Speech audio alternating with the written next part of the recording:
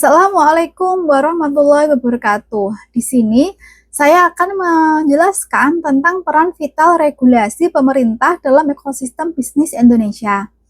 Regulasi pemerintah memegang peran sentral dalam menciptakan ekosistem bisnis yang adil, transparan, dan berkelanjutan, sekaligus memastikan hak-hak konsumen terlindungi. Nah, presentasi kali ini akan mengeksplorasi bagaimana peraturan pemerintah mengawasi aktivitas bisnis, melindungi kepentingan konsumen, dan mendorong pertumbuhan ekonomi yang berkelanjutan di Indonesia. Berikut ini adalah pengawasan aktivitas bisnis oleh pemerintah. Yang pertama yaitu menetapkan standar dan aturan. Pemerintah Indonesia mengeluarkan regulasi komprehensif yang mengatur siklus hidup bisnis dari pendirian hingga pembubaran. Hal ini mencakup perizinan usaha melalui sistem OSS atau Online Single Submission, standar kualitas produk melalui SNI, peraturan ketenagakerjaan, dan ketentuan yang perlindungan lingkungan. Lalu yang kedua yaitu pencegahan praktik monopoli.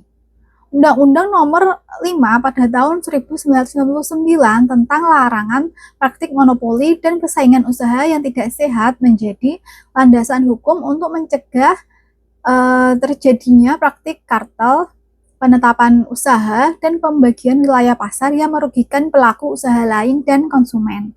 Lalu yang ketiga yaitu pengawasan dan penegakan hukum. Lembaga pengawas seperti OJK, KPPU, dan BPOM atau BPOM yang dibentuk dengan wewenang khusus untuk memastikan kepatuhan bisnis terhadap regulasi. Pelanggaran dapat dikenai sanksi mulai dari peringatan, denda hingga 25 miliar rupiah hingga pencabutan izin usaha untuk pelanggaran serius.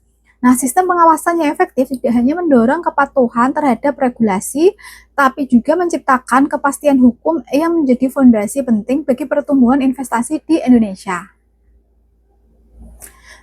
Nah, berikut ini adalah perlindungan konsumen dan implementasi regulasi. Yang pertama yaitu jaminan keamanan produk. Regulasi mewajibkan pelaku usaha memastikan produk yang beredar aman, bermutu, dan sesuai SNI. BPOM secara rutin melakukan pengujian dan pengawasan terhadap produk konsumsi dengan melakukan sampling di pasar dan pabrik produsen. Lalu yaitu transparansi informasi. Pelaku usaha wajib mencantumkan informasi lengkap seperti label halal, tanggal kadaluarsa, komposisi, dan petunjuk penggunaan. Pelanggaran dapat dikenai sanksi administratif hingga pidana. Lalu yang ketiga yaitu penyelesaian sengketa. BPSK hadir di 191 kabupaten atau kota sebagai mekanisme penyelesaian sengketa konsumen yang cepat, mudah, dan biaya ringan. Putusan BPSK bersifat final dan mengikat jika tidak diajukan keberatan ke pengadilan. Lalu berikut ini adalah implementasi regulasi di Indonesia. BPOM perannya yaitu pengawasan keamanan obat dan makanan termasuk kosmetik dan suplemen. Lalu yaitu KPPU yang berperan sebagai pengawasan praktik persaingan usaha dan mencegah monopoli. Lalu yaitu OJK yang berperan sebagai regulasi dan pengawasan seluruh sektor jasa keuangan.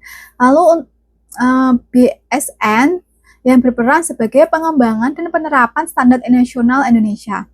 Nah, dampak positif dari regulasi yang efektif mencakup peningkatan kepercayaan konsumen, pencegahan kerugian akibat produk berbahaya, dan terciptanya iklim bisnis yang sehat dan kompetitif.